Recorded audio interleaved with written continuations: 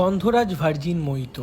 গরমের দিনে কোল্ড ড্রিঙ্কের বদলে এই গন্ধরাজ ভার্জিন মোহিতো আপনার মন আর প্রাণ দুই সতেজ করবে, এটা কিন্তু আমি কথা দিলাম।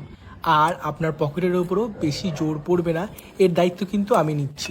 আর একবারে পরিশ্রমী এই গন্ধরাজ ভার্জিন মোহিতো আপনারা কিভাবে বারবার খেতে পারবেন তার কিছু ট্রিক্স অ্যান্ড টিপসও কিন্তু আজকের ভিডিওতে আমি বলে দিচ্ছি।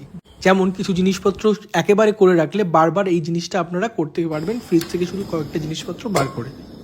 তো কিছুই না, এই গন্ধরাজ ভার্জিন মোহিতোর জন্য প্রথমে আমরা শুকনো খোলায় কিছু জিরে আর গোলমরিচ নুনের সহিত ভালো করে ড্রাই রোস্ট করে নেব। ড্রাই রোস্ট করে নেওয়ার পর যখন দেখবেন যে গন্ধটা আস্তে আস্তে ছাড়ছে, সেটাকে তুলে রাখবেন, ঠান্ডা হওয়া অবধি ওয়েট করবেন। ততক্ষণ একটা পাত্রে 1 বাটি চিনি আর 1.5 বাটির মতো জল দেবেন। আমি চিনিটা কম খাই বলে এখানে 1.5 বাটি দিয়েছি, আপনারা চাইলে 1 বাটি জল দিয়েও জিনিসটাকে ফোটাতে পারেন।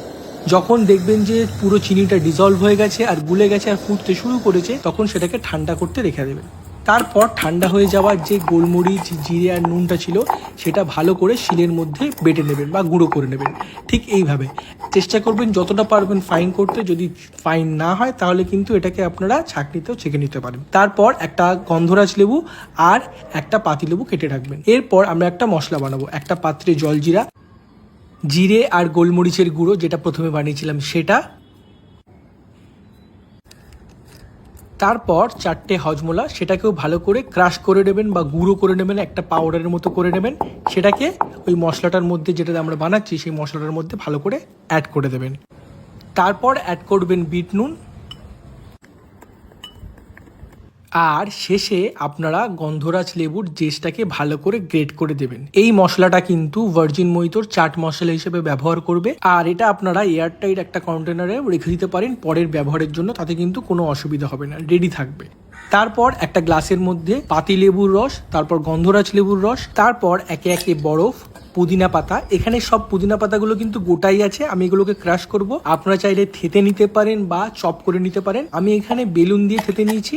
আপনারা চাইলে এই সমস্ত জিনিসপত্রগুলোকে মিক্সির মধ্যেও ঘুরিয়ে নিতে পারেন, তাতে কিন্তু কোনো অসুবিধা নেই।